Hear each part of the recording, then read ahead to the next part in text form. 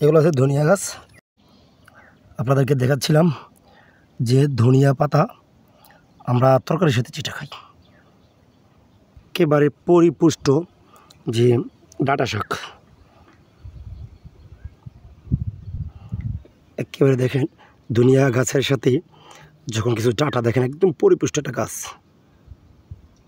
এগুলো হচ্ছে সাদা ডাঁটা গাছ দেখেন, আর এগুলো হচ্ছে লাল।